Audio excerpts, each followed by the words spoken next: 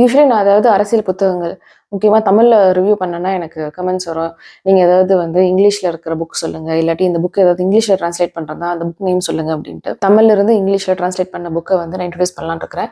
அந்த புக்கோட நேம் வந்து ஹிந்து நேஷனலிசம். இது வந்து தோப்பா எழுதின இந்திய தேசியங்கிற புக்கை வந்து சுமதி விஜயகுமார் இங்கிலீஷில் ஹிந்து நேஷனலிசம்னு சொல்லி ட்ரான்ஸ்லேட் பண்ணிருக்காங்க. யூஸ்வலாக பொலிட்டிக்கல் டேர்ம்ஸில் முக்கியமாக நம்ம தமிழ்நாட்டிலேருந்து பேசும்போது பிராமணிக்கல் நரேஷன், பிராமணிசம், இல்லை மீடியா நரேஷன் அப்படிங்கிற வேர்டு வந்து நம்ம திரும்ப திரும்ப கேள்விப்பட்டுட்டே இருப்போம். அரசியலை புதுசாக கற்றுக்கிறவங்களுக்கு இந்த வார்த்தையை கேட்கும் போது இந்த வார்த்தைகள்லாம் என்னவா இருக்கும், இந்த வார்த்தைக்கு பின்னாடி என்ன விஷயங்கள் இருக்குது அப்படின்ட்டு அவங்க நிறைய யோசிச்சுட்டே இருப்பாங்க. அந்த மாதிரியான நாட்கள் முக்கியமாக இந்த புத்தகத்தை படிக்கணும். நீங்கள் இப்போ தான் அரசியல் கற்றுக்குறீங்க, அரசியலை பற்றி படிக்க ஆரம்பிச்சிருக்கேன், இந்த வார்த்தைகளுக்கு பின்னாடி என்ன அர்த்தம் இருக்குது, இந்த வார்த்தைகளை நான் எப்படி இன்னைக்கு இருக்கிற அரசியல் கூட கனெக்ட் பண்ணி பார்த்துக்கணும் அப்படிலாம் நீங்கள் தெரிஞ்சுக்கணும் அப்படின்னா இந்த புக் வந்து உங்களுக்கு ரொம்ப ஹெல்ப்ஃபுல்லாக இருக்கும். இந்த புக்கை வந்து 5 பகுதியை பிரிச்சிருக்காங்க. I am not a Hindu, are you, Shankara Math, Truth Everyone Should Know, Hindu Nationalism, This is Brahmanism, Pune Pact. இந்த புக்கில் இருந்து நீங்கள் என்னெல்லாம் தெரிஞ்சுக்கலாம்னா, ஏன் நம்ம ஊரில் கோயில்கள் ஒரு பவர் ஸ்ட்ரக்சராக இருக்குது.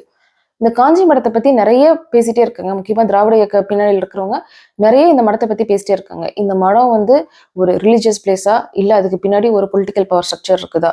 அதே மாதிரி இந்த மடத்தோட உண்மைத்தன்மையை பற்றி நிறைய கேள்விகள் எழுப்பப்பட்டுக்கிட்டே இருக்கும். ஏன் அந்த கேள்விகள்லாம் வருது? காஞ்சி மடம் அப்படிங்கிறதே ஒரு லேட் 19th centuries இருந்து early 20th centuryல இது ஒரு ஹிந்துக்களின் அடையாளமா புஷ் பண்ணப்பட்டுச்சு. அந்த வேலையை அன்னைக்கு இருந்த பார்ப்பன பத்திரிகைகள் விகடன், கல்கி, தி ஹிந்து இதெல்லாம் எப்படி காஞ்சி மடத்தை பத்தி பெருசா எழுதி மக்கள் மனசுல இது ஒரு ஹிந்துக்களின் அடையாளமா புகுத்தப்பட்டுச்சு அப்படிங்கிறத பத்தி இந்த புக்ல டீடைல்டா இருக்கும். அதுக்கப்புறம் ஜஸ்டிஸ் பார்ட்டி பத்தி, பெரியார் பத்தி, ராஜாஜி பத்தி, அப்புறம் பூனா பேக்ட் பத்தி கூட பிரீஃப் இன்ட்ரோடக்ஷன் கொடுத்துருக்காங்க. இதை பத்திலாம் டீட்டெயிலாக தெரிஞ்சுக்கணும் அப்படின்னா அதுக்கு வேற புத்தகங்கள் இருக்குது, அதுதான் நம்ம தேடி படிக்கணும். நான் முன்னாடியே சொன்ன மாதிரி நான் அரசியல் கத்துக்கணும், இல்லை இப்பதான் கத்துக்க ஆரம்பிச்சிருக்கிறேன், முக்கியமா தமிழக அரசியல்ல நிறைய டேர்ம்ஸ் இருக்குது, அதெல்லாம் எனக்கு என்னன்னு புரியல அப்படிங்கிறவங்களுக்கு இந்த புக் ஒரு ஸ்டார்டிங் கைடு மாதிரி இருக்கும்.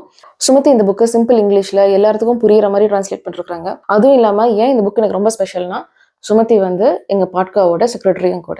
நன்றி.